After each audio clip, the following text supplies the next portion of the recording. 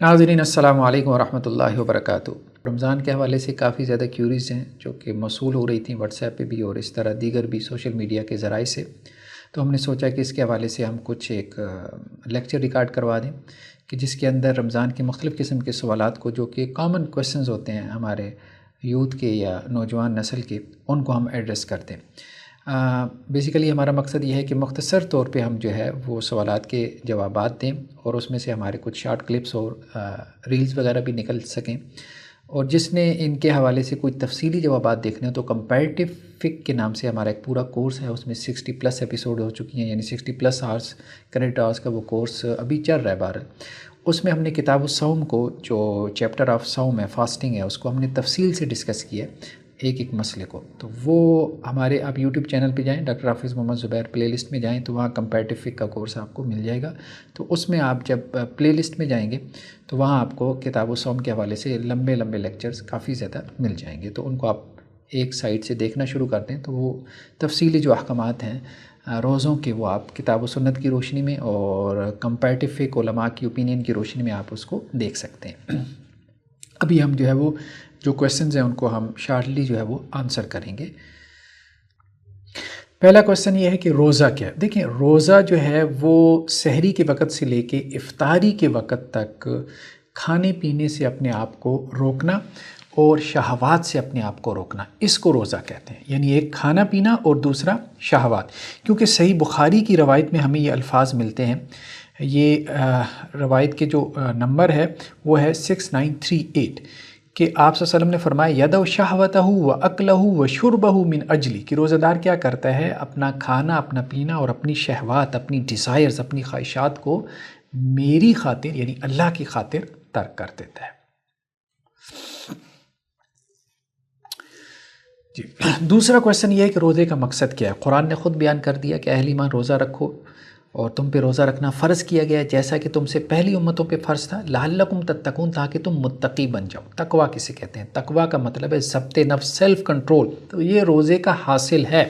اگر آپ کو یہ حاصل ہو گیا، یعنی سیلف کنٹرول، کہ روزے کی حالت میں آپ نے 1 مہینہ پریکٹس کی کہ آپ حلال سے بچیں، حلال سے دور رہیں، اپنی جائز خواہشات سے بھی دور رہیں، تاکہ آپ کی پریکٹس ہو سیلف کنٹرول کی، اور 11 مہینے آپ معصیت سے، گناہ سے، حرام سے بچ کے دکھانے کی ٹریننگ حاصل کر لیں۔ تو یہ بیسیکلی اسی کو تقویٰ کہتے ہیں، یعنی ضبط نفس، سیلف کنٹرول مجھے اپنے اوپر حاصل ہو جائے، جس سیلف کنٹرول کی وجہ سے میرے لیے نیکی کرنا آسان ہو جائے اور گناہ سے بچنے کی میری تربیت ہو جائے۔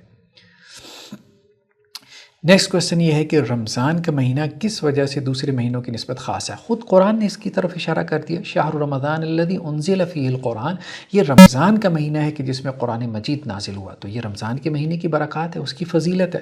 پھر قرآن نے کہا انا انزلناہ فی لیلۃ القدر، کہ ہم نے قرآن کو لیلۃ القدر میں نازل کیا، اور لیلۃ القدر رمضان کے آخری عشرے کی تاک راتوں میں سے ایک رات ہوتی ہے، تو یہ رمضان کے مہینے کی فضیلت ہے۔ پھر یہ ہے کہ ہمارے جو 5 پلرز آف اسلام ہیں، ارکان اسلام ہیں، جن کے اوپر اسلام کی پوری عمارت سٹرکچر کھڑا ہے، تو اس میں سے ایک پلر یعنی روزہ، فاسٹنگ، اس کا تعلق جو ہے وہ اس مہینے کے ساتھ ہے۔ تو اس مہینے کی 2 بڑی خصوصیات ہیں، ایک تو قرآن کا نزول اور دوسرا روزے کی عبادت کا اس کے ساتھ خاص ہونا، اس وجہ سے اس کو فضیلت حاصل ہے۔ نیکسٹ کویسچن یہ ہے کہ روزہ رکھنے سے صحت پر کیا اثر پڑتا ہے؟ دیکھیں، ہمارے ہاں یوتھ میں، نوجوان نسل میں جو کہ روزہ نہیں رکھنا چاہتے، شیطان جو ہے وہ ان کے دلوں میں وسوسہ ڈال دیتا ہے، ان کو انسیکیور کر دیتا ہے، ڈراتا رہتا ہے کہ پتہ نہیں روزہ رکھنے سے کتنی ویکنس ہو جائے گی، کتنی کمزوری ہو جائے گی۔ مجھے بتائیں، ہمارے ارد گرد ہمارے مشاہدے میں ہے، جون جولائی کے گرمی کے مہینوں کے روزے رکھتے ہیں 8-8، 10-10، 12-12 سال کے بچے، ریلیجس فیملیز کے اندر ہیں، جن گھروں میں جو ہے وہ مذہبی ماحول ہوتا ہے۔ تو آپ نے ارد گرد کبھی کچھ سنا ہے، مطلب کسی نے سنا ہو کہ جی روزہ رکھنے سے کوئی صاحب جو ہے وہ بھوک کی وجہ سے مر گیا؟ ایسا کچھ بھی نہیں ہوتا، شیطان کا وسوسہ ہے۔ تو روزہ رکھنے سے کوئی آپ کی صحت جو ہے وہ بگڑے گی نہیں، بلکہ بہتر ہوگی۔ نیکسٹ کویسچن یہ ہے کہ کیا روزہ واقعی مختلف بیماریوں سے بچاتا ہے؟ دیکھیں، اس میں حدیث تو ہمارے پاس کوئی موجود نہیں ہے، کوئی نص یا کوئی ٹیکسٹ تو موجود نہیں ہے، اور ویسے بھی نص کا یہ موضوع نہیں ہے، بیماریاں یا میڈیکل سائنس یا ہماری ہیلتھ یا ہماری صحت۔ ہماری نص کا جو موضوع ہوتا ہے، ہماری سیکریٹ ٹیکسٹ کا، وہ موضوع ہوتا ہے ہماری گائیڈنس، آخرت کی گائیڈنس، آخرت کی نجات جو ہے وہ، اسی طرح سے جو اخلاقیات اور ایتھکس وغیرہ۔ باقی مشاہدہ آپ کا یا آپ کی میڈیکل سائنس وہ یہی کہتی ہے کہ جی آپ کی بہت ساری بیماریاں جو ہے وہ پیٹ کے راستے، معدے کے راستے جو ہے وہ آتی ہیں، خاص طور پہ جب آپ بے ہنگم طریقے سے کھاتے ہیں اور الٹا سیدھا کھاتے ہیں اور جنک فوڈ کھاتے ہیں، تو ایسی بہت ساری چیزوں سے آپ روزہ رکھنے کی وجہ سے جو ہے وہ بچ جاتے ہیں، یعنی جنک فوڈ سے اور اس قسم کے بے ہنگم کھانے سے۔ مطلب یہ ہے کہ آپ کو اپنے اوپر ایک سیلف کنٹرول حاصل ہو جاتا ہے، تو آپ اپنی ڈائٹ کو بیلنس کر سکتے ہیں اور کنٹرول کر سکتے ہیں۔ تو یہ بہرحال اس اعتبار سے کہا جائے تو وہ بیماریوں سے بچاتا ہے، یعنی معدے کی بیماریوں سے جو خوراک کے راستے سے آتی ہیں، تو ٹھیک ہے، یہ بات کہی جا سکتی ہے۔ نیکسٹ یہ ہے کہ سحری اور افطاری کا ٹائم کیا ہوتا ہے۔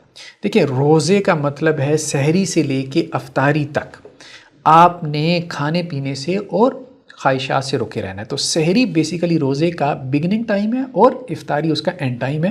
بگننگ ٹائم کیا ہے کہ جسے ہم طلوع فجر کہتے ہیں، اور یہ کیلنڈرز کے اندر لکھا ہوتا ہے، یعنی فجر کی نماز سے پہلے، یعنی طلوع آفتاب نہیں، یہ فجر کی نماز سے جو ہے وہ کچھ تھوڑا پہلے جو ہے وہ وقت ہوتا ہے، اس کو سحری کا وقت کہتے ہیں۔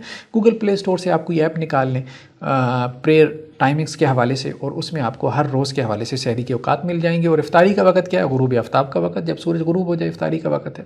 بہت آسان ہے، شو سمپل۔ نیکسٹ یہ ہے کہ روزے کی حالت میں مسواک کر سکتے ہیں؟ جی، روزے کی حالت میں مسواک کی جا سکتی ہے۔ رسول اللہ صلی اللہ علیہ وسلم سے بہت سی احادیث ملتی ہیں کہ آپ صلی اللہ علیہ وسلم روزے کی حالت میں مسواک کرتے تھے۔ باقی یہ جو روایتوں میں آتا ہے کہ روزے دار کے منہ سے جو بدبو آتی ہے اللہ کے نزدیک مشک کی خوشبو سے بھی زیادہ پسندیدہ ہے، تو اس سے مراد یہ نہیں کہ مسواک نہیں کرنی، اس سے مراد یہ ہے کہ مسواک کرنے کے باوجود، منہ کی صفائی ستھرائی کے باوجود اگر کوئی معدے سے بھوک کی وجہ سے بو آ رہی ہے تو اس پہ پریشان نہیں ہونا، اللہ کے ہاں اس پہ بھی اجر ملے گا۔ تو یہ بات مراد ہے۔ باقی آپ مسجد میں جاتے ہیں تو نمازیوں کو اپنے منہ کی بدبو سے پریشان نہ کریں، یہ کوئی سنت نہیں ہے روزے کی حالت میں منہ سے بدبو کا آنا، مسواک کرنا سنت ہے۔ نیکسٹ یہ ہے کہ کیا روزے کی حالت میں ٹوتھ پیسٹ کر سکتے ہیں؟ جی، روزے کی حالت میں آپ ٹوتھ پیسٹ کر سکتے ہیں، اس میں کوئی حرج نہیں، اگرچہ بعض علماء اس سے منع کرتے ہیں، روکتے ہیں، وہ اس وجہ سے منع کرتے ہیں کہ جی ٹوتھ پیسٹ جو ہے وہ حلق کے راستے کہیں معدے میں جا سکتا ہے، تو اس لیے مناسب نہیں ہے، تو وہ کہتے ہیں کہ جی اس سے اجتناب کرنا چاہیے۔ لیکن ہماری رائے میں اس میں کوئی حرج نہیں ہے، آپ احتیاط سے اگر ٹوتھ پیسٹ کرتے ہیں تو مسواک ہو گیا، منجن ہو گیا، ٹوتھ پیسٹ ہو گیا، ٹھیک ہے، ڈینٹونک ہو گیا، اس طرح کی جتنی بھی چیزیں جو دانتوں کی صفائی کے لیے استعمال ہوتی ہیں تو اس میں کوئی حرج نہیں ہے، آپ وہ کر سکتے ہیں۔ نیکسٹ کویسچن یہ ہے کہ روزے کی جو نیت ہے وہ دل سے ہوگی یا زبان سے ہوگی؟ دیکھیں، روزے کی جو نیت ہے وہ آپ کے دل سے ہوگی، کیونکہ نیت انما الاعمال بالنیات، اعمال کا دار و مدار نیتوں پر ہے، اور نیت کہتی ہی انٹینشن کو ہے، دل کی انٹینشن کو، دل کے ارادے کو نیت کہتے ہیں۔ تو رات کو اگر آپ نے سونے سے پہلے نیت کر لی کہ صبح کو روزہ رکھیں گے، یا صبح آپ بیدار ہوئے سحری کے وقت آپ نے نیت کر لی کہ آپ روزہ رکھنے جا رہے ہیں، یا آپ سحری کھا رہے ہیں، تو ظاہری بات ہے آپ کی نیت تھی تو تبھی تو آپ جو ہے وہ سحری کھا رہے ہیں، ورنہ تو ناشتے کا تو وہ وقت نہیں ہوتا۔ تو یہ گویا کہ آپ کی نیت ایک طرح سے ہو جاتی ہے۔ باقی اگر کوئی زبان سے کہتا ہے تو علماء کہتے ہیں اس میں کوئی حرج نہیں، لیکن مسنون عمل نہیں ہے۔ زبان سے کوئی نیت ہمیں آپ صلی اللہ علیہ وسلم سے یا صحابہ کرام سے یا خیر القرون سے، گولڈن ایجز سے نہیں ملتی۔ باقی نیت جو ہے وہ اصل میں دل ہی کی ہے، اور ویسے بھی جو نیت جو ہے وہ مروی ہے، وَبِصَوْمِ غَدٍ نَوَيْتُ مِنْ شَهْرِ رمضان، کہ میں کل کے دن کے روزے کی نیت کرتا ہوں، تو وہ خود سے مطلب بنائی گئی عربی کے الفاظ ہیں، وہ کوئی مسنون الفاظ نہیں ہیں۔ ویسے بھی اگر آپ آج روزہ رکھ رہے ہیں تو کل کے روزے کی نیت کیسے کر رہے ہیں؟ عجیب سی بات ہے نا، اللاجیکل بات ہے۔ روزہ رکھنے کی دعا کیا؟ دیکھیں، روزہ رکھنے کی کوئی دعا ہمیں صحیح حدیثوں میں نہیں ملتی ہے، البتہ یہ ہے کہ روزہ رکھنے کا جو وقت ہے وہ سحری کا وقت ہے، اور سحری کے وقت کی بہت فضیلت بیان ہوئی ہے۔ آپ صلی اللہ علیہ وسلم فرمایا کہ جن اوقات میں دعا قبول ہوتی ہے ان میں سے ایک سحری کا وقت ہے، یعنی رات کا آخری پہر۔ تو اس وقت میں ویسی دعا کا اہتمام کریں، کوئی بھی اللہ سے دعا مانگیں، اپنے لیے، اپنے خاندان کے لیے، اپنے ملک کے لیے، اپنی ملت کے لیے، مسلمانوں کے لیے، مومنین کے لیے، تو کثرت سے دعا جو ہے وہ کرتے رہنا چاہیے، لیکن کوئی اسپیسیفک، کوئی مخصوص دعا ہمیں نہیں ملتی۔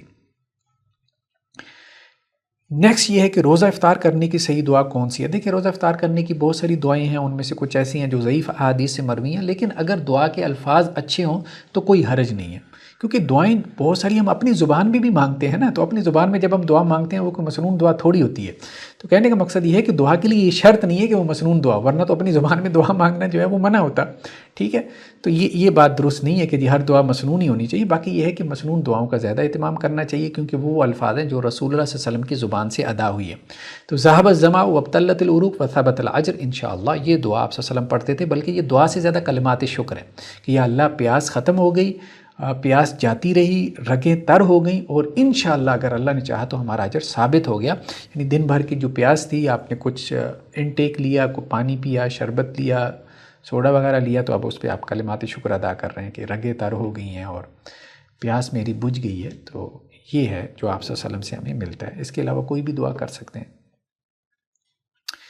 نیکسٹ یہ ہے کہ کون کون سے لوگ روزہ چھوڑ سکتے ہیں۔ دو لوگوں کی طرف قرآن مجید نے اشارہ کیا، ایک تو یہ ہے کہ مسافر جو حالت سفر میں ہے تو وہ حالت سفر میں روزہ چھوڑ سکتا ہے، اور ایک مریض جو ہے وہ حالت مرض میں یعنی بیماری کی حالت میں روزہ چھوڑ سکتا ہے۔ باقی فقہا نے اختلاف ہے، کچھ لوگوں کو ان کے اوپر قیاس کیا ہے، جیسا کہ امام ابن تیمیہ علیہ رحمہ یہ کہتے ہیں کہ ایسا شخص جس کو سفر جیسی مشقت لاحق ہو یا سفر سے زیادہ مشقت لاحق ہو تو اس کے لیے بھی وہ روزہ چھوڑنے کی اجازت دیتے ہیں، جیسے بھٹے کے اوپر مزدوری کرنے والا، لیکن عام طور پہ فقہا اس کو الاؤ نہیں کرتے۔ اسی طرح سے مریض کے اندر بعض فقہا یہ کہتے ہیں کہ پریگننٹ جو عورت ہے، جس کی پریگننسی ہے، یا وہ عورت جو بچوں کو جو ہے وہ دودھ پلا رہی ہے اپنے چھوٹے بچوں کو، تو وہ بھی روزہ جو ہے وہ چھوڑ سکتی ہے، اس میں کوئی حرج والی بات نہیں ہے۔ یا وہ شخص جو دائمی مریض ہے یا بہت زیادہ بوڑھا ہے تو وہ بھی روزہ چھوڑ سکتا ہے۔ کیا مسافر روزہ چھوڑ سکتا ہے؟ جی، مسافر روزہ چھوڑ سکتے ہیں، اس میں کوئی حرج کی بات نہیں ہے۔ اللہ کے رسول صلی اللہ علیہ وسلم کے زمانے میں صحابہ کرام روزہ رکھ بھی لیتے تھے سفر کی حالت میں، اور روزہ چھوڑ بھی دیتے تھے۔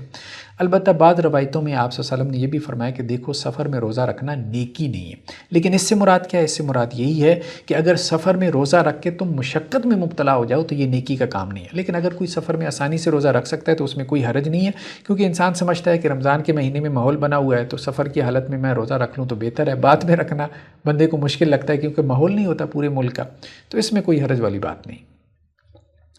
نیکسٹ کیا ہے کہ کیا روزے کی حالت میں سگریٹ پی جا سکتی ہے؟ دیکھیں، روزے کی حالت میں سگریٹ پینے سے روزہ ٹوٹ جائے گا، اگرچہ بعض علماء یہ کہتے ہیں کہ مکروہ ہوگا، لیکن ہماری تحقیق یہ ہے کہ روزہ ٹوٹ جائے گا۔ اس کی وجہ یہ ہے کہ صحیح بخاری کی روایت میں واضح طور پہ یہ الفاظ موجود ہیں کہ اللہ سبحانہ و تعالیٰ یہ کہتے ہیں کہ روزہ دار میری وجہ سے کھانا پینا اور اپنی شہوت کو چھوڑ دیتا ہے۔ تین چیزیں چھوڑتا ہے، کھانا پینا اور شہوت، تو یہ ڈیزائرز میں تو آ ہی جاتا ہے۔ اب یہ کہنا کہ جی وہ سگریٹ سے تو صرف دھواں ہی جا رہا ہو تو کچھ نہیں جا رہا، دیکھیں شہوت اس کی پوری ہو رہی ہے، اس کی خواہش، اس کی ڈیزائر پوری ہو رہی ہے، تو روزہ تو اصل میں بیسیکلی کام ہی یہی ہے کہ شہوات، ترک شہوات کا نام ہی روزہ ہے۔ تو اگر ترک شہوات ہی نہیں ہے تو روزہ کس چیز کا ہے؟ جی، نیکسٹ کویسچن یہ کہ کیا واقعی نماز تراویح ادا کیے بغیر روزہ نہیں ہوتا؟ دیکھیں، یہ غلط فہمی ہے کہ جس نے نماز تراویح نہیں ادا کی، تراویح نہیں پڑھی تو اس کا روزہ بھی نہیں ہوتا، یہ غلط فہمی ہے۔ دن کا روزہ فرض ہے، دن کا روزہ فرض ہے، اور رات کا جو قیام ہے اللہ سبحانہ و تعالیٰ نے اس کو مسنون بنایا، وہ مستحب ہے، وہ ریکمینڈڈ ہے، اس کے لیے انکریج کیا گیا، اس کے اوپر ثواب ملے گا۔ تراویح کے اوپر تراویح فرض نہیں ہے، واجب نہیں ہے، لازم نہیں ہے، اوبلیگیٹری نہیں ہے، ٹھیک ہے؟ تو اگر کوئی تراویح کی نماز نہیں پڑھتا تو اس کا روزہ ہو جائے گا۔ روزہ رکھنا فرض ہے، واجب ہے، اوبلیگیٹری ہے، لازم ہے، ٹھیک ہے؟ ہر مرد عورت بالغ کے اوپر جو ہے وہ ضروری ہے، لیکن تراویح کی نماز پڑھ لے تو بہت بہتر ہے، بہت اچھا ہے، اور پڑھنی چاہیے، اس کے لیے انکریج کرنا چاہیے، اس کا بہت ثواب مروی ہے۔ نیکسٹ جی، کیا روزہ کی حالت میں انجیکشن لگوا سکتے ہیں؟ دیکھیں، انجیکشن لگوانے کے بارے میں اختلاف ہے، جیسا کہ روزے کے بہت سے مسائل میں اختلاف ہے۔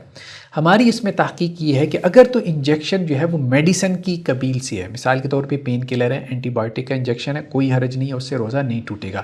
لیکن اگر انجیکشن ایسا ہے کہ جو غذا کے قائم مقام ہے، کیونکہ روزے میں کھانے پینے سے منع کیا گیا نا، آپ نے بھوکا پیاسا رہنا ہے، تو اگر آپ ڈرپ لگوا لیں روزے میں، آپ جو ہے وہ کوئی طاقت کا انجیکشن لگوا لیں، وینوفیر کی ڈرپ لگوا لیں، تو ظاہری بات ہے اس سے روزہ ہمارے نزدیک ٹوٹ جائے گا۔ وہ تو مکمل غذا ہے جو آپ چلیں حلق کے رستے نہیں لے رہے، آپ جو ہے وہ اپنے ڈرپ کے رستے، انجیکشن کے رستے لے رہے ہیں، تو اس سے روزہ ٹوٹ جائے گا۔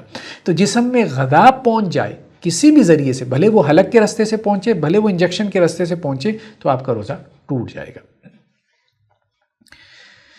نیکسٹ کویسچن کیا ہے کہ نماز تراویح نبی کریم صلی اللہ علیہ وسلم سے کتنی رکعت ثابت ہے؟ دیکھیں، حضرت عائشہ رضی اللہ عنہا سے جو حدیث مروی ہے صحیح بخاری میں کہ آپ صلی اللہ علیہ وسلم رمضان ہوتا غیر رمضان ہوتا، آپ صلی اللہ علیہ وسلم کا معمول یہ تھا کہ آپ 8 رکعت تراویح کی نماز یا قیام اللیل کی نماز جو ہے وہ پڑھا کرتے تھے، اور اس کے ساتھ 3 وتر ملا لیا کرتے تھے۔ آپ صلی اللہ علیہ وسلم کا معمول یہی تھا۔ کبھی کبھار آپ نے یہ بھی کیا کہ 3 وتر کے بعد 2 رکعت نفل نماز بھی پڑھ لیے۔ کبھی ایسا بھی ہوا کہ آپ سفر میں تھے یا بیمار تھے تو آپ نے 8 تراویح کے بجائے یا 8 رکعت قیام اللیل کے بجائے آپ نے 4 رکعت جو ہے وہ قیام اللیل کیا، تو یہ ہمیں مل جاتا ہے روایتوں میں۔ لیکن آپ صلی اللہ علیہ وسلم کا عمومی معمول یہی تھا کہ آپ 11 رکعت پڑھتے تھے، رمضان ہو یا غیر رمضان ہو۔ یہ تراویح کی نماز ہی اصل میں قیام اللیل کی نماز ہے، یہی تہجد کی نماز ہے۔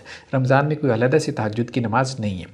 لیکن کیا 8 رکعت سے زیادہ تراویح کی نماز پڑھی جا سکتی ہیں، جیسا کہ 20 رکعت، 30 رکعت، 36 رکعت، 40 رکعت تراویح کی نماز پڑھنا؟ تو اس میں کوئی حرج معلوم نہیں ہوتا، کیونکہ عام طور پہ علماء کا موقف یہی ہے اور ہمیں یہی رائے درست معلوم ہوتی ہے۔ اس کی وجہ یہ ہے کہ ایک حدیث کے الفاظ ہیں صلاۃ اللیل مسنا مسنا، کہ دیکھو رات کی نماز جو ہے وہ 2 رکعت ہے، یہ صحیح بخاری صحیح مسلم کی روایت ہے۔ اور جب تم میں سے کسی کو یہ خوف لاحق ہو، یہ ڈر لاحق ہو کہ فجر ہونے والی ہے، تو وہ 1 رکعت کے ذریعے سے اس ساری رات کی نماز کو کیا کرے، طاق بنا لے۔ یعنی آپ صلی اللہ علیہ وسلم کی اس حدیث سے یہ معلوم ہوتا ہے کہ 2 کر کے رکعتیں پڑھتا رہے، اور اسے بھی نہ معلوم ہو کہ کتنی رکعتیں پڑھی ہیں تو کوئی حرج نہیں ہے، کیونکہ نوافل کی کوئی تعداد متعین نہیں ہے۔ تو مسنون عمل، بہتر عمل یہی ہے کہ 11 رکعت پڑھے، افضل یہی ہے۔ لیکن اگر کوئی اس سے زیادہ اس پہ اضافہ کرنا چاہتا ہے تو اس میں کوئی حرج نہیں ہے، وہ ایسا کر سکتا ہے۔ امام احمد بن حنبل علیہ رحمہ یا اسی طرح امام ابن تیمیہ علیہ رحمہ یا دوسرے ائمہ کا موقف یہی ہے کہ اس میں سختی نہیں کرنی چاہیے اس معاملے کے اندر۔ تو لیکن اس میں ایک بات ہے، اس کو سمجھنے کی ضرورت ہے کہ آپ صلی اللہ علیہ وسلم نے جو 11 رکعت پڑھی ہیں تو ہمیں روایتوں میں ملتا ہے کہ آپ صلی اللہ علیہ وسلم وہ 11 رکعت کے ساتھ 1/3 رات، نصف رات یا پوری رات قیام کرتے تھے۔ تو اب معاملہ یہ ہے کہ ہم 11 رکعت 1 گھنٹے میں پڑھ لیتے ہیں، ہم تھک جاتے ہیں۔ اب ایک بندے کا دل ہے کہ وہ مزید قیام کرے، تو اب وہ 11 رکعت اگر اس نے 1 گھنٹے میں پڑھ لی ہیں تو پوری رات جو طاق رات ہے مثال کے طور پہ آخری عشرے کی رات ہے، تو اس میں وہ کیا کرے، پھر تسبیح پھیرتا رہے، وہ مزید کوئی رکعتیں نہیں پڑھ سکتا؟ نہیں، یہ غلط ہے، ہمارے نزدیک یہ غلط ہے۔ وہ مزید رکعت پڑھ سکتا ہے، کوئی حرج کی بات نہیں ہے، ٹھیک ہے۔ مسنون یہی ہے، لیکن اس کے اوپر اضافہ کیا جا سکتا ہے، کیونکہ صحابہ سے بھی ہمیں ملتا ہے۔ موطا امام مالک کی اگرچہ روایت کے اندر یہ بات موجود ہے کہ صحابہ کے دور میں بھی حضرت عمر رضی اللہ عنہ کے زمانے میں 11 رکعت کے اوپر انہوں نے صحابہ کو قائم کیا تھا، لیکن بعض دوسری روایات میں یہ بھی ہے کہ 20 رکعت کے اوپر بھی قائم کیا تھا، یعنی بعد میں وہ 20 رکعت بھی ہو گئی تھی۔ اس کی وجہ یہ تھی کہ بہت سارے لوگوں کے لیے لمبا قیام کرنا مشکل ہو رہا تھا، تو پھر وہ 20 رکعت پڑھتے تھے۔ تو بہت سارے لوگوں کے لیے جو ہے وہ لمبا قیام کرنا اب مشکل ہو گیا۔ بہتر تو یہی ہے کہ ساری رات 8 رکعت کے ساتھ قیام کرے۔ اب کوئی اتنا لمبا قیام کرنے سے تو رہا، نصف رات 8 رکعت کے ساتھ قیام کرے، اتنا لمبا قیام کرنے سے تو کوئی رہا، تو اب کیا کرے؟ کیا وہ رکعت میں اضافہ کر کے جو ہے وہ رات بھر قیام کر سکتے ہیں؟ تو ہماری نزدیک کر سکتا ہے، اور یہی مقصد ہے بیسیکلی 20 رکعت یا 30 یا 36 یا 40 رکعت کا، کہ قیام اللیل جو ہے وہ زیادہ سے زیادہ کیا جائے، کیونکہ اللہ سبحانہ و تعالیٰ نے یا اللہ کے رسول صلی اللہ علیہ وسلم نے طاق راتوں میں بھی اور رمضان کی راتوں میں بھی اور عام راتوں میں بھی سب سے زیادہ جس چیز کی فضیلت بیان کی وہ یہی قیام اللیل ہے۔ والذین یبیتون لربہم سجدا وقیاما، کہ وہ اپنی راتیں جو ہے وہ قیام میں اور سجدے میں گزارتے ہیں، رات گزار دیتے ہیں۔ اب ہم 1 گھنٹہ گزارنے کے بعد کہیں کہ جی ہم نے اس کے اوپر تو کوئی اضافہ ہی نہیں کرنا، ہم تسبیح پھیرنی ہے، تو پھر وہ قرآن کی اس آیت کا کیا مفہوم ہوگا کہ رات جو ہے وہ قیام اللیل میں گزارتے ہیں؟ ٹھیک ہے، اگر آپ 8 رکعت کے ساتھ پوری رات قیام اللیل میں گزارتے ہیں تو بہت اچھا ہے، اس سے بہتر، اس سے بڑھیا کوئی بات نہیں ہے۔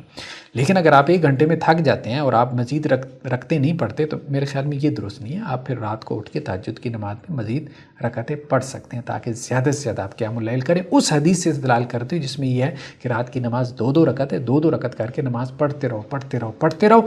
جب دیکھو کہ سحری ہونے والی ہے تو اس وقت 1 وتر پڑھ کے نماز مکمل کر لو، یعنی رات کی نماز کو طاق بنا لو۔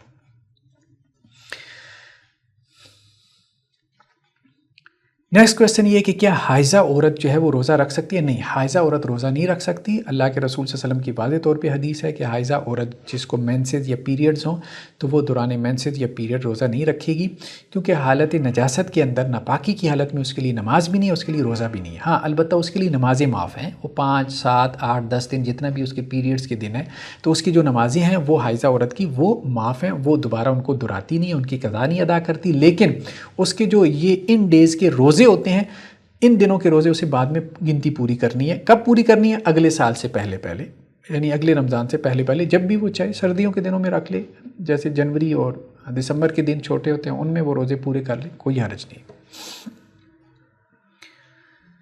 جی نیکسٹ یہ ہے کہ کیا روزے کے دوران قے آنے سے، وومٹ کرنے سے روزہ ٹوٹ جاتا ہے؟ دیکھیں اس میں بعض علماء نے بہت زیادہ تفصیل بیان کی ہے، مطلب قے کی بھی 24 قسمیں بیان کر دیں۔ بہرحال اتنی تفصیل میں میرے خیال میں اس کی ضرورت نہیں ہے۔ دیکھیں اگر کوئی قے کرتا ہے، وومٹ کرتا ہے، تو اس سے اس کا روزہ نہیں ٹوٹتا۔ ہاں ایک بحث البتہ علماء نے پیدا کی ہے کہ اگر کوئی منہ بھر کے قے کرتا ہے اور وہ قے اس کے منہ میں ہی ہے اور اس کو دوبارہ واپس لے جاتا ہے تو اس سے روزہ ٹوٹ جاتا ہے، تو بعض علماء نے کہا اس سے روزہ ٹوٹ جاتا ہے۔ دیکھیں یہ بات کچھ سمجھ میں آتی ہے، اس کی وجہ یہ ہے کہ روزہ کس سے ٹوٹتا ہے؟ روزہ ٹوٹتا ہے جب آپ کوئی چیز باہر سے اندر لے کے جاتے ہیں، تو اس سے روزہ ٹوٹ جاتا ہے۔ تو وہ قے چونکہ باہر آئی ہے تو پھر باہر سے وہ چونکہ اندر لے کے جا رہا ہے، تو اس پرنسپل کے تحت انہوں نے یہ فتویٰ دیا ہے کہ اس کا روزہ ٹوٹ جاتا ہے۔ باقی جس کو ویسے قے آ جائے تو اس سے روزہ نہیں ٹوٹتا، کسی کے نزدیک بھی نہیں ٹوٹتا۔ البتہ احناف نے ایک بات کہی ہے کہ اگر جان بوجھ کے قے کرے تو اس سے روزہ ٹوٹ جاتا ہے۔ بہرحال اتنا کون مطلب آپ کہہ لیں کہ جی بے وقوفی کرے گا کہ جان بوجھ کے جو ہے وہ اپنے حلق میں انگلیاں ڈال کے کیا کرے گا. چلیں بہرحال اصل بات یہ ہے کہ عام طور پہ کیا آ جاتی ہے. کچھ لوگوں کا معاملہ یہ ہوتا ہے کہ سحری کے وقت جو ہے وہ کھانے پینے کا ان کا رجحان نہیں ہوتا یا روٹین نہیں ہوتی، تو ان کو پھر جب اس وقت میں سحری کرتے ہیں اور پھر بعد لوگ دبا کے سحری کرتے ہیں تو ان کو وومٹ آتی ہے فجر کے بعد، تو اس سے روزہ نہیں ٹوٹتا. اس میں سب کا اتفاق ہے، یونینیمس ایگریمنٹ ہے.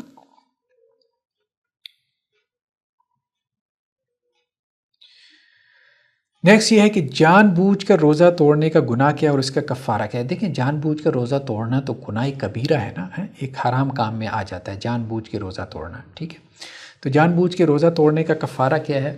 بعض علماء نے کہا ہے کہ اس کا کفارہ یہ کہ اس کی جگہ ایک روزہ رکھے، لیکن بعض علماء کہتے ہیں کہ نہیں، اس کا کفارہ ایک روزہ نہیں ہے، اس کا کفارہ یہ کہ ایک غلام آزاد کرے.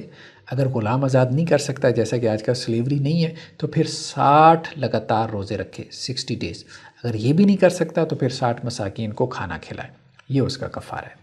تو جان بوجھ کے روزہ توڑنا جو ہے یہ بہت بڑا گناہ ہے، اس سے بچنا چاہیے.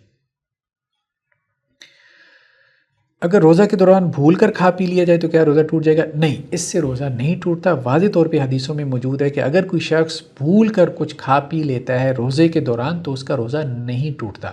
یہ اللہ کی طرف سے اس کے لیے کیا ہے؟ صدقہ ہے، انعام ہے.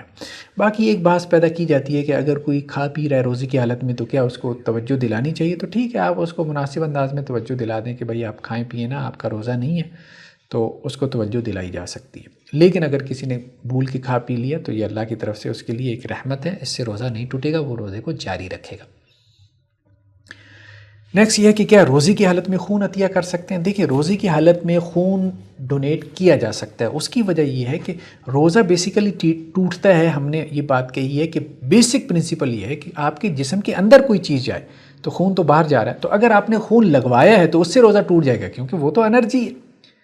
ٹھیک ہے، جس طرح غذا آپ کو انرجی دیتی ہے تو خون بھی، بلڈ بھی آپ کو انرجی دیتا ہے. خون لگوانے سے روزہ ٹوٹ جائے گا لیکن خون دینے سے روزہ نہیں ٹوٹتا. ہاں، خون دینے سے آپ کے اندر کمزوری آ جائے گی تو پھر ٹھیک ہے، پھر آپ کیا روزہ توڑ سکتے ہیں. تو میری رائے میں جو ہے، ہماری تحقیق کے مطابق آپ روزہ توڑ سکتے ہیں، اس میں حرج نہیں. کیا خون عطیہ کرنے کے لیے روزہ توڑا جا سکتا ہے؟ یہ کویشچن ہے. جی، خون عطیہ کرنے کے لیے آپ روزہ توڑ سکتے ہیں. اس کی وجہ یہ ہے کہ قرآن یہ کہتا ہے کہ ایک جان کو بچانا اتنا بڑا مطلب اللہ کے ہاں اس کا اجر ہے کہ جیسے آپ نے پوری نوع انسانی کو بچا لیا. تو اگر آپ کوئی جان بچانے کے لیے اپنا خون ڈونیٹ کرتے ہیں اور آپ کو لگتا ہے کہ ایک بوتل 1 لیٹر خون آپ کی باڈی سے نکلنا ہے، کمزوری ہو جانی ہے، اور اس کے فوراً بعد جو ہے وہ ڈاکٹرز رات بھی یہی کہتے ہیں کہ جی آپ کوئی سافٹ ڈرنکس وغیرہ لیں، کوئی انرجی وغیرہ لیں تاکہ تھوڑا سا بیلنس ہو، تو اگر آپ روزہ توڑ دیتے ہیں تو اس میں کوئی حرج والی بات نہیں ہے. لیکن اگر خون ڈونیٹ کرنے کے ساتھ آپ روزہ جاری رکھنا چاہتے ہیں تو جاری رکھ سکتے ہیں، اس سے روزہ نہیں ٹوٹتا. کیونکہ آپ صلی اللہ علیہ وسلم کے بارے میں ہمیں یہ روایتوں میں ملتا ہے کہ آپ صلی اللہ علیہ وسلم نے روزے کی حالت میں حجامہ کروایا ہے، یعنی کپنگ تھراپی، جس میں خون باہر نکلتا ہے. تو یہ ایک پرانے زمانے میں طریقہ علاج تھا. تو خون دینے سے روزہ نہیں ٹوٹتا، خون لینے سے روزہ البتہ ٹوٹ جاتا ہے. اور خون دینے کے لیے جو ہے وہ روزہ توڑا جا سکتا ہے. ہماری تحقیق کے مطابق توڑا جا سکتا ہے، بعد میں اس کی قضا ادا کر لیں. نیکسٹ، کیا روزے کی حالت میں سرما اور تیل لگا سکتے ہیں؟ جی، روزے کی حالت میں سرما لگایا جا سکتا ہے، روزے کی حالت میں تیل لگایا جا سکتا ہے، روزے کی حالت میں خوشبو لگائی جا سکتی ہے، اس سے روزہ نہیں ٹوٹتا ہے. نیکسٹ، کیا روزے کی حالت میں آئی ڈراپس ڈالے جا سکتے ہیں؟ اس میں علماء کا اختلاف ہے. بعض علماء کہتے ہیں کہ جی روزے کی حالت میں آئی ڈراپس نہ ڈالیں کیونکہ وہ قطروں کا جو ہے اثر وہ آپ کو حلق میں محسوس ہوتا ہے. ہمارے خیال میں اس میں کوئی حرج والی بات نہیں ہے، اتنا نہیں ہے. ایک امکان ہوتا ہے لیکن وہ امکان بھی کیا ہے کہ حلق تک چلا جائے گا تو حلق سے کیا معدے میں چلا جائے گا. بہت ہی ایسا امکان ہے کہ جو معدوم کے درجے میں آتا ہے، اور معدے میں اگر غالباً ویسے تو جانے کا امکان ہے ہی نہیں. اگر امکان ہے بھی تو وہ کوئی خوراک یا غذا نہیں ہے. ٹھیک ہے، اور ویسے بھی آپ اس کو جو ہے وہ اپنے حلق کے ذریعے سے نہیں لے رہے ہیں، آپ تو آنکھوں میں جو ہے وہ قطرہ ڈال رہے ہیں. تو جیسے سرما ڈالنا ہے اسی طرح آنکھوں میں اگر آپ نے آئی ڈراپس ڈال لی ہیں، آپ کی آنکھوں کی کوئی بیماری ہے تو اس سے روزہ نہیں ٹوٹتا، آپ روزہ جاری رکھ سکتے ہیں. نیکسٹ یہ ہے، کیا کان اور ناک میں جو ہے وہ قطرے ڈالے جا سکتے ہیں؟ جی، آپ اپنی ناک میں جو ہے وہ قطرے ڈال سکتے ہیں. اسی طرح سے جو ہے وہ آپ اپنے کان میں جو ہے وہ ایئر ڈراپس ڈال سکتے ہیں اگر کانوں میں درد ہو رہی ہے. اس سے روزہ جو ہے وہ نہیں ٹوٹتا. کیونکہ یہ معدے میں نہیں نہ جا رہا. تو روزہ اصل میں ٹوٹتا ہے جب کوئی چیز جو ہے وہ آپ کے حلق کے راستے معدے میں جائے، یا حلق کے راستے نہ بھی جائے، ہم نے کہا آپ کی باڈی میں چلی جائے، غذا اور انرجی بن جائے، جیسا کہ ڈرپ کے ذریعے سے یا وینوفر کے انجیکشن کے ذریعے سے، کوئی طاقت کے انجیکشن کے ذریعے سے، تو پھر بھی روزہ ٹوٹ جاتا ہے. لیکن یہ چیزیں تو ویسی میڈیسن میں آ جاتی ہیں، آنکھ، ناک، کان، تو اس میں کوئی آئی ڈراپس ڈالنے سے روزہ نہیں ٹوٹتا. نیکسٹ، کیا سحری کے بغیر روزہ ہو جائے گا؟ جی، سحری کے بغیر روزہ ہو سکتا ہے، ہو جاتا ہے. آپ صلی اللہ علیہ وسلم نے اگرچہ انکریج کیا ہے، کہا ہے کہ سحری کرو کیونکہ سحری میں برکت ہے، آپ کو ایک اسٹرینتھ مل جاتی ہے نا روزہ پورا کرنے کے لیے، اس کو مکمل کرنے کے لیے. لیکن جسے ہم کہتے ہیں اٹھ پہرا روزہ، کبھی صبح کے وقت آپ بیدار نہیں ہو سکے تو آپ نے بھوکے پیاسے جو ہے وہ روزہ رکھ لیا، آپ دیر سے اٹھے ہیں، سحری کا وقت گزر چکا تھا، فجر کا وقت بھی گزر چکا تھا، رات کا بھی انسان دیر سے سوتا ہے یا الارم لگاتا ہے، اٹھ نہیں پاتا، تو اٹھ پہرا روزہ رکھا جا سکتا ہے. یعنی روزے کو آپ مکمل کریں. سحری کرنا ضروری نہیں ہے، روزے کا رکن نہیں ہے، اس کے بغیر بھی روزہ ہو جاتا ہے. جی، کیا لیلۃ القدر کی رات 27ویں رات ہی ہے یا کوئی اور رات ہے؟ دیکھیں، بعض لوگوں کو یہ غلط فہمی پیدا ہوئی کہ لیلۃ القدر کی رات 27ویں رات ہے. اگرچہ ایک حدیث میں آتا ہے کہ ایک صحابی نے کہا کہ آپ صلی اللہ علیہ وسلم نے کہا کہ لیلۃ القدر کی رات 27ویں رات ہے، لیکن آپ صلی اللہ علیہ وسلم نے اس سال کے اعتبار سے کہا تھا، اس سال کے اعتبار سے وہ 27ویں کی رات تھی، وہ ہمیشہ کے لیے 27ویں کی رات نہیں تھی. یہ غلط فہمی پیدا ہوگی کیونکہ آپ صلی اللہ علیہ وسلم کی دوسری احادیث ہیں جو ہمیں بتاتی ہیں کہ لیلۃ القدر کو رمضان کے آخری عشرے میں طاق راتوں میں تلاش کرو. تو یہ جو آخری عشرے کی 5 طاق راتیں، 21ویں، 23ویں، 25ویں، 27ویں اور 29ویں، ان 5 راتوں میں سے کوئی ایک رات بدل بدل کے آتی رہتی ہے. یہی بات ہمیں حدیثوں سے معلوم ہوتی ہے. نیکسٹ، اگر رمضان میں شیاطین کو باندھ دیا جاتا ہے تو پھر انسان گناہ کیوں کرتا ہے؟ دیکھیں، بعض روایتوں میں یہ ہے کہ شیاطین کو جکڑ دیا جاتا ہے، بعض روایتوں میں یہ بھی ہے کہ سرکش شیاطین کو جکڑا جاتا ہے. آپ کہہ سکتے ہیں کہ یہ اس کی تشریح ہے کہ سرکش شیاطین کو جکڑا جاتا ہے، اور چھوٹے موٹے جو شیاطین ہیں وہ کھلے ہوتے ہیں، وہ جنات میں سے بھی اور انسانوں میں سے. اور بعض اوقات یہ بھی ہوتا ہے کہ گناہ جو ہے وہ انسان کی سرشت اور اس کی طبیعت کی وجہ سے اس کی ہیبٹ اور عادت بن چکا ہوتا ہے، جس کی وجہ سے وہ گناہ پہ جو ہے وہ چلتا ہی رہتا ہے، چلتا ہی رہتا ہے. دیکھیں، گناہ کرنے کی ایک وجہ شیطان ہے، کل وجہ شیطان نہیں ہے. گناہ کرنے کی ایک وجہ ہماری ڈیزائرز، ہماری خواہشات بھی تو ہے نا، تو ہمارا نفس بھی تو ہے نا، ہمارا نفس بھی جو ہے وہ گناہ کے اوپر آمادہ کرتا ہے. ان النفس لامارۃ بالسوء. ٹھیک ہے، تو شیطان تو جکڑا گیا، لیکن دوسری وجہ تو موجود ہے نا، دوسری وجہ تو موجود ہے، یعنی نفس انسانی. تو اب آپ اس کی تربیت نہیں کر رہے، آپ اس کو روزے نہیں رکھوا رہے، آپ نے اس کا ضبط نفس یا سیلف کنٹرول کی آپ نے اس کی مشق نہیں کروائی ہوئی، تو وہ گناہ کی طرف آپ کو لے کے جائے گا. جی، نیکسٹ، اگر روزے کی حالت میں حالت غیر ہو جائے تو کیا روزہ چھوڑا جا سکتا ہے؟ دیکھیں، ہمیں روایتوں میں ملتا ہے. صحیح بخاری کی ایک روایت ہے کہ آپ صلی اللہ علیہ وسلم جب فتح مکہ کے لیے آ رہے تھے، رمضان کا مہینہ تھا، تو قراء الغمیم کے موقع پہ آپ صلی اللہ علیہ وسلم نے جو ہے وہ روزہ افطار کیا، کیونکہ آپ صلی اللہ علیہ وسلم کو خبر دی گئی کہ کچھ لوگ جو ہے وہ سفر کی وجہ سے روزے میں ہیں اور مشقت میں پڑ گئے، لیکن آپ نے چونکہ روزہ رکھا ہوا ہے اور آپ مکمل کر رہے ہیں، تو اس لیے وہ بھی مکمل کرنا چاہتے ہیں. تو پھر آپ صلی اللہ علیہ وسلم نے لوگوں کے اوپر شفقت کا اظہار کرتے ہوئے پانی کا پیالہ منگوایا اور سب کے سامنے روزہ کھولا اور کہا کہ میں نے افطار کر دیا، تم بھی افطار کر دو. تو جب آپ نے دیکھا کہ لوگ مشقت میں پڑ گئے ہیں، اوور برڈن ہو رہے ہیں، اب کچھ لوگوں نے پھر بھی جو ہے وہ روزہ افطار نہیں کیا. آپ صلی اللہ علیہ وسلم نے فرمایا، 3 دفعہ فرمایا، یہ لوگ نافرمان ہیں، یہ نافرمان ہیں، یہ نافرمان ہیں. تو اپنے آپ کو روزے کی حالت میں اوور برڈن کرنا، مشقت میں مبتلا کرنا، یہ بالکل بھی نافرمانی ہے، یہ کوئی دینداری نہیں ہے. اگر روزہ آپ نے رکھ لیا ہے، آسانی سے مکمل کر سکتے ہیں، کریں، لیکن اگر بیماری کی وجہ سے آپ اوور برڈن ہو رہے ہیں، مشقت میں جا رہے ہیں، تو پھر آپ روزہ جو ہے وہ افطار کر دیں، اس کی جگہ بعد میں قضا کر لیں. کیا حاملہ اور دودھ پلانے والی عورت روزہ چھوڑ سکتی ہے؟ جی، حاملہ عورت اور دودھ پلانے والی عورت یہ دونوں جو ہے وہ مرض کے اندر آتی ہیں. حاملہ پریگننسی تو ویسی عورت کے لیے ایک مرض ہے، اور اسی طرح سے جو دودھ پلانے والی عورت ہے، مرضیہ جیسے ہم کہتے ہیں، اپنے بچے کو 2 سال تک یا 1 سال تک، 1.5 سال تک دودھ پلاتی ہیں مائیں، تو اب وہ اپنی انرجی اس کو دے رہی ہے نا. اب ظاہری بات، اس نے بچے کو دودھ پلانا ہے، تو دودھ اب کہاں سے پیدا ہوگا؟ وہ کچھ غذا لے گی تو دودھ پیدا ہوگا نا، تو وہ کچھ انرجی لے گی، کچھ ڈائٹ لے گی، تو اس سے دودھ پیدا ہوگا اور وہ اپنے بچے کو جو ہے وہ دے سکے گی. تو ایسی حالت میں اس عورت کو، ماں کو جو ہے وہ روزہ چھوڑنا چاہیے، اپنے بچے کی خاطر چھوڑنا چاہیے، اور پھر بعد میں جو ہے وہ ان روزوں کی قضا ادا کر لے. رمضان المبارک میں ایک نیکی کا اجر کتنے گنا بڑھا دیا جاتا ہے؟ بعض روایتوں میں یہ بات آتی ہے کہ رمضان المبارک میں جو نوافل ہیں ان کا درجہ ان کی فضیلت فرائض کے برابر ہو جاتی ہے، اور جو فرض ہے اس کا درجہ 70 ٹائمز بڑھ جاتا ہے۔ تو یہ روایتیں اگرچہ ضعیف درجے کی ہیں، لیکن بہرحال ان کو بیان کرنے میں حرج نہیں ہے۔ اس کی وجہ یہ ہے کہ خود قرآن میں یہ بات آتی ہے کہ جو لیلۃ القدر کی رات ہے خیر من الف شہر، یہ 1000 مہینے سے زیادہ بہتر ہے۔ تو قرآن مجید اور سنت رسول صلی اللہ علیہ وسلم کے جو عمومی دلائل ہیں وہ ہمیں یہ بات بتاتے ہیں کہ رمضان میں جو نیکیوں کا اجر ہے وہ بڑھ جاتا ہے، بہت زیادہ بڑھا دیا جاتا ہے۔ اگرچہ متعین طور پہ کوئی اجر ہمارے سامنے نہیں ہے صحیح حدیث سے، لیکن بعض ضعیف روایتوں میں متعین طور پہ بھی اجر کا ذکر ہے، لیکن ہم تو یہ کہتے ہیں کہ یہ 70 ٹائمز بھی کم ہے۔ رمضان کے اندر تو اس سے بہت زیادہ بڑھ جاتا ہے، کیونکہ عام حالات میں اللہ سبحانہ و تعالیٰ نے یہ بات بیان کی ہے، مثل الذین ينفقون اموالهم فی سبیل اللہ کمثل حبۃ انبتت سبع سنابل، کہ ایک دانہ اللہ کے راستے میں خرچ کرے تو 700 گنا جو ہے وہ اس کا اجر ملتا ہے، 700 دانے کے برابر اس کا اجر ملتا ہے، بلکہ اللہ تعالیٰ جس کے لیے چاہتا ہے واللہ یضاعف لمن یشاء، اس سے بھی زیادہ بڑھاتا چڑھاتا رہتا ہے۔ تو بیسیکلی تو بے حساب اجر و ثواب ہے، بے حساب ہے، لیکن لوگوں کو مانوس کرنے کے لیے کوئی عدد بیان کر دیا جاتا ہے تو کوئی حرج نہیں۔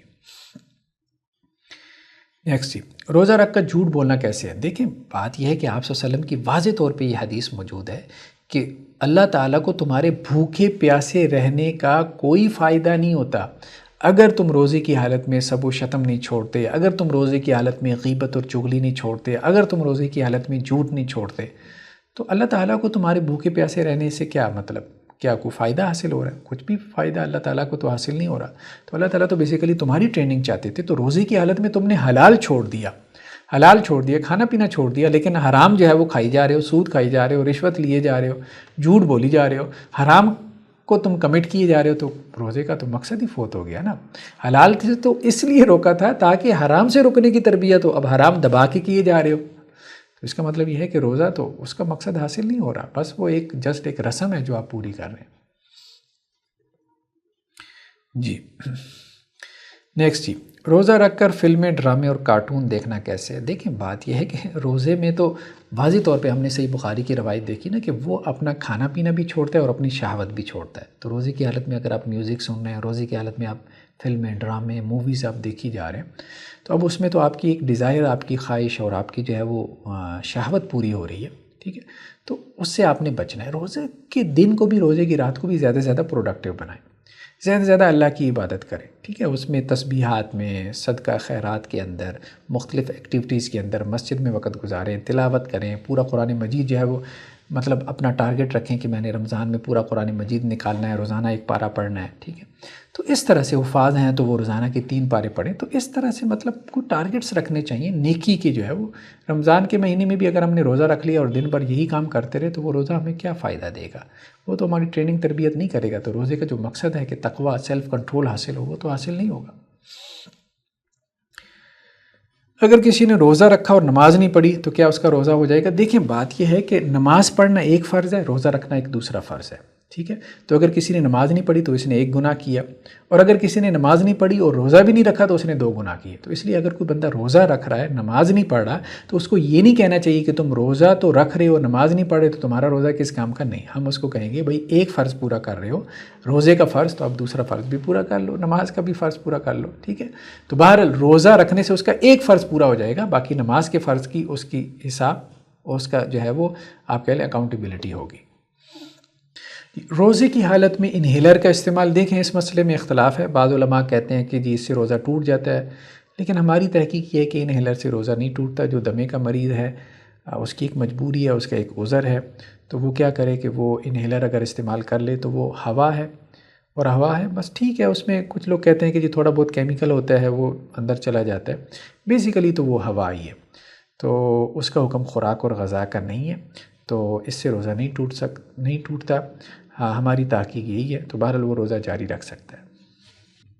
دائمی مریض جو ہے وہ کیا کریں گے؟ دیکھیں جو لوگ دائمی مریض ہیں، دائمی مریض کسے کہتے ہیں کہ جو مستقل بیڈ کے اوپر ہے، تو وہ پھر روزہ نہیں رکھ سکتے، کیونکہ جو تو عارضی طور پہ مریض ہے نا، تو اس کے لیے تو یہ ہے فعدۃ من ایام اخر، جب ٹھیک ہو تو گنتی پوری کر لے۔ اب ایک بندہ 10 سال سے بیڈ کے اوپر ہے، اس نے تو ٹھیک ہونا نہیں ہے، نظر بھی آ رہا ہے، وہ کیا کرے گا؟ وہ فدیہ دے گا، وہ پھر فدیہ دے گا، کیونکہ وہ روزے کی قضا نہیں دے سکتا، وہ روزے کی جگہ پہ کیا کرے گا؟ اس کا فدیہ ادا کرے گا۔ اور فدیہ کیا ہے؟ ایک مسکین کو 2 وقت کا کھانا کھلانا، ایک روزے کے بدلے میں ایک مسکین کو 2 وقت کا کھانا کھلانا، یعنی سحری اور افطاری۔ روزے کی حالت میں بیوی کا بوسہ لینا، دیکھیں روزے کی حالت میں بیوی کا بوسہ لینے میں کوئی حرج نہیں ہے، ایون کہ بیوی کے ساتھ اگر وہ ایک ہی بیڈ پہ لیٹ جائے تو اس میں بھی کوئی حرج نہیں، لیکن یہ اس شخص کے لیے ہے کہ جس کو اپنے اوپر کنٹرول حاصل ہو، ہاں جس کو فتنے میں پڑنے کا اندیشہ ہو کہ وہ بیوی کے ساتھ جو ہے وہ کہیں مباشرت میں انٹر کورس میں ملوث ہو جائے گا، تو پھر اس کو اپنی بیوی سے علیحدہ رہنا چاہیے، روزے کی حالت میں اپنی بیوی کے قریب نہیں جانا چاہیے۔ بعض روایتوں میں آتا ہے کہ ایک بوڑھے شخص نے آپ سے پوچھا کہ بیوی کا بوسہ لے لے، تو آپ صلی اللہ علیہ وسلم نے اس کو الاؤ کر دیا، ایک جوان نے پوچھا تو آپ نے منع کر دیا، تو اس کے پیچھے بھی یہی ریزن تھی، یہی وجہ تھی، یہی حکمت تھی۔ اگر کسی نے روزے کی حالت میں میسٹربیشن کر لیا، مشتنی کر لی، استمناء بالید جسے کہتے ہیں، تو کیا اس سے روزہ ٹوٹ جاتا ہے؟ جی، اگر کسی نے روزے کی حالت میں استمناء بالید کر لیا، مشتنی کر لی، میسٹربیشن کر لیا تو اس سے روزہ ٹوٹ جاتا ہے، اس سے اس کا روزہ باقی نہیں رہتا۔ وہی روایت جو ہم نے بیان کی تھی کہ اللہ سبحانہ و تعالیٰ یہ کہتے ہیں کہ روزے کی حالت میں روزے دار کیا کرتا ہے؟ کھانا پینا بھی ترک کرتا ہے اور اپنی شہوت کو بھی چھوڑ دیتا ہے۔ یہ صحیح بخاری کی روایت ہے۔ روزے کی حالت میں اگر وہ بیوی کے ساتھ لیٹا تھا تو کپڑوں میں ہی دونوں تھے اور شوہر کا جو ہے وہ انزال ہو گیا، جسے پری میچور ایجیکولیشن کہتے ہیں، وہ ہو گیا، تو کیا اس سے روزہ ٹوٹ جاتا ہے؟ جی، اگر شوہر جو ہے وہ اپنی بیوی کے ساتھ ایک ہی بیڈ پہ تھا، بستر میں لیٹے ہوئے تھے اور بھلے وہ کپڑوں میں تھے، اور اگر اس کی منی جو ہے وہ خارج ہو گئی، اس کو انزال ہو گیا یا صورت انزال پری میچور ایجیکولیشن اس کو ہو گیا، انہوں نے کوئی انٹر کورس وغیرہ نہیں کیا تھا، تو اس سے بھی جو ہے وہ روزہ ٹوٹ جاتا ہے، اور اس کو اس کے بدلے میں کیا کرنا پڑے گا؟ اس کا کفارہ ادا کرنا ہوگا، اور وہ کفارہ کیا ہے کہ ایک غلام کو آزاد کرے یا 60 روزے رکھے لگاتار کنٹینیوسلی، یا پھر 60 مساکین کو کھانا کھلائے۔ روزے کا اجر و ثواب کیا ہے؟ دیکھیں بہت سی روایتیں ہمیں ملتی ہیں جس میں روزے کا بہت زیادہ اجر و ثواب بیان ہوا ہے، جیسا کہ آپ صلی اللہ علیہ وسلم نے فرمایا کہ اللہ تعالیٰ یہ کہتے ہیں کہ روزہ میرے لیے ہے اور میں اس کا بے حساب اجر و ثواب دوں گا۔ یہ صحیح بخاری کی روایت ہے۔ اسی طرح ایک اور روایت میں ہے کہ من صام رمضان ایمانا واحتسابا غفر له ما تقدم من ذنبه، جس نے رمضان کے روزے رکھے، ٹھیک ہے، اپنی اکاؤنٹیبلٹی یعنی شو آف کے لیے نہیں، اپنی اکاؤنٹیبلٹی کے لیے اور ثواب کی امید سے اور ایمان کی کیفیت کے ساتھ، ٹھیک ہے، ایک ایمان کی کیفیت کے ساتھ، اور دوسرا یہ کہ آخرت میں اللہ مجھے اس پہ اجر دے گا، تو اللہ تعالیٰ اس کے پچھلے سارے گناہ جو ہے وہ معاف کر دیتے ہیں۔ روزے کی حالت میں کسی کو گالی دینا کیسے؟ دیکھیں ایک صحیح روایت میں آتا ہے کہ آپ صلی اللہ علیہ وسلم نے فرمایا کہ اگر کوئی شخص جو ہے وہ تمہارے ساتھ لڑائی کرے روزے کی حالت میں یا تمہیں گالی دے تو تم اس کو جواب میں 2 مرتبہ یہ کہو انی صائم، دیکھو میں روزے سے ہوں، میں روزے سے ہوں، بس۔ آپ نے جواب میں اس کو گالی نہیں دینی، آپ نے جواب میں اس کے ساتھ لڑائی نہیں کرنی، کیونکہ روزے کا مقصد ہے سیلف کنٹرول۔ اگر آپ نے اپنا کنٹرول لوز کر دیا تو پھر روزے کا مقصد فوت ہو جائے گا۔ روزے کی حالت میں جھوٹ بولنا کیسا ہے؟ دیکھیں صحیح بخاری کی روایت ہے کہ آپ صلی اللہ علیہ وسلم فرمایا کہ جو شخص روزے کی حالت میں بھی جھوٹی بات اور اس پہ عمل کو نہ چھوڑے تو اللہ تعالیٰ کو اس کے بھوکے پیاسے رہنے کی کوئی ضرورت نہیں، کوئی حاجت نہیں اللہ تعالیٰ کو۔ یعنی روزے کی حالت میں بھی آپ جھوٹ بولی جا رہے ہو، چغل کھائی جا رہے ہو، یعنی حلال سے آپ رک گئے ہو، حرام کمٹ کر رہے ہو، تو مقصد کیا تھا روزے کا؟ حرام سے بچانا، تو آپ تو حرام تو کیے جا رہے ہو۔ یعنی حلال سے اس لیے روکا تھا تاکہ حرام سے بچ سکو، پریکٹس ہو نا، لیکن آپ تو حرام کمٹ کیے جا رہے ہو، تو روزے کا تو مقصد فوت کر دیا آپ نے، اس کو صرف آپ نے رسم بنا لی۔ رمضان کے مہینے کی کیا فضیلت ہے؟ دیکھیں رمضان کے مہینے کی بہت سی فضیلتیں بیان ہوئی ہیں۔ صحیح بخاری کی ایک روایت میں ہے کہ جب رمضان کا مہینہ داخل ہوتا ہے فتحت ابواب الجنہ، جنت کے دروازے کھول دیے جاتے ہیں، بھائی چلے جاؤ، گھس جاؤ، کوئی نہ کوئی نیکی کر کے اللہ تعالیٰ تمہیں ویلکم کہہ رہا ہے، آ جاؤ بس۔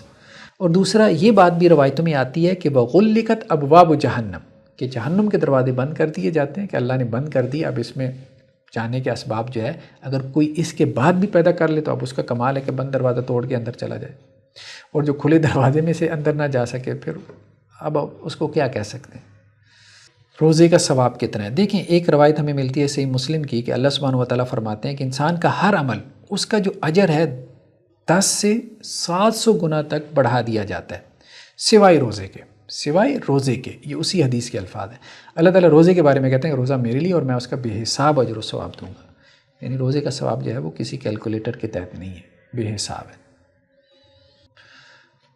اگر جس دن چاند نکلنا ہو، بادل ہوں، تو پھر کیا کرے؟ اس بارے میں ہمیں صحیح بخاری کی ایک روایت ملتی ہے فَإِنْ غُمَّ عَلَيْكُمْ فَأَكْمِلُوا الْعِدَّةَ 30، اگر چاند نکلنے والے دن جو ہے وہ بادل ہوں، بارش کا موسم ہو تو پھر تم 30 کی گنتی پوری کر لو. ویسے مہینہ جو ہے وہ آپ صلی اللہ علیہ وسلم فرمایا کبھی 29 کا ہوتا ہے کبھی 30 کا ہوتا ہے، لیکن اگر چاند نظر نہ آ رہا ہو یا نظر آنے کے امکانات نہ ہوں تو پھر 30 کی گنتی پوری کرو. رمضان میں آپ صلی اللہ علیہ وسلم کی خاص نیکیاں کیا ہوتی تھی؟ دیکھیں رمضان میں آپ صلی اللہ علیہ وسلم کی جو خاص نیکیاں ہوتی تھیں، ایک تو قیام اللیل کہ رات کا قیام، اور اس میں لمبا قیام اور قرآن مجید کی تلاوت، ٹھیک ہے، ایک تو یہ کام آپ صلی اللہ علیہ وسلم کرتے تھے. تو قیام اللیل ہم نے رمضان میں بہت زیادہ کرنا ہے. رمضان کی راتوں میں تو آپ یہ کرتے تھے، اور رمضان کے دن میں خاص طور پہ آپ صلی اللہ علیہ وسلم اہتمام کرتے تھے صدقے کا. جیسا کہ صحیح بخاری میں کی روایت میں ہے کہ آپ صلی اللہ علیہ وسلم رمضان میں ایسے صدقہ کرتے تھے جیسے تیز آندھی طوفان اور جھکڑ چلتا ہے نا، تو اس طرح سے آپ صلی اللہ علیہ وسلم کا صدقہ جو ہے وہ چلا کرتا تھا. تو اسی طرح تیسری چیز جس کی طرف قرآن توجہ دلائی وہ دعا ہے. دعا کا اہتمام کریں رمضان میں، کثرت سے دعا کریں، سحری کے وقت، افطاری کے وقت، تہجد کے وقت اور روزے کی حالت میں. ایک سوال یہ ہے کہ نیا چاند دیکھنے کی کیا دعا ہے؟ جب آپ رمضان کا چاند دیکھیں تو کیا دعا مانگیں، عید کا چاند دیکھیں تو کیا دعا مانگیں؟ دیکھیں ایک دعا ہمیں ملتی ہے نیا چاند دیکھنے کی آپ صلی اللہ علیہ وسلم کی احادیث میں، اللہم احلہ علینا بالیمن والایمان یا بالامن والایمان، یہ الفاظ بھی آتے ہیں، والسلامت والاسلام ربی و ربک اللہ، یا اللہ اس چاند کو ہم پہ طلوع فرما ہے اس طرح سے کہ ہم ایمان کی حالت میں ہوں، امن امان اور سلامتی کی حالت میں ہوں اور اسلام کی حالت میں ہوں، اور میرا رب بھی، اور چاند کو مخاطب کر کے کہیں کہ تیرا رب بھی اللہ ہی ہے. تو گویا کہ آپ دعا کریں کہ یہ جو ہمارا مہینہ ہے یہ سلامتی کے ساتھ، ایمان کے ساتھ اور فتنوں سے بچتے ہوئے اسلام کے ساتھ گزر جائے. رمضان کا مہینہ یا شوال کا مہینہ یا جس مہینے کا بھی آپ چاند دیکھیں تو یہ ہمیں آپ صلی اللہ علیہ وسلم سے ملتا ہے. بہرحال یہ کچھ سوالات تھے جو ہمیں کچھ موصول ہوئے تھے، اور کچھ ہم نے ویسے ہی جو ہے وہ اپنے کچھ چیزیں جو ہے وہ سرچ کر کے نکال لیں تو ان کے جوابات مرتب کر دیے. ہو سکتا ہے بہت سے سوالات ہوں جو اہم بھی ہوں، امپورٹنٹ بھی ہوں، یا لوگوں کے ذہنوں میں ہوں، ایڈریس نہ ہو پائے ہوں، تو وہ ہمیں واٹس ایپ پہ پھر میسج کر دیں تو انشاءاللہ ہم کسی وقت میں اس کو ایڈریس کر لیں گے. جزاکم اللہ خیر، والسلام علیکم ورحمۃ اللہ وبرکاتہ.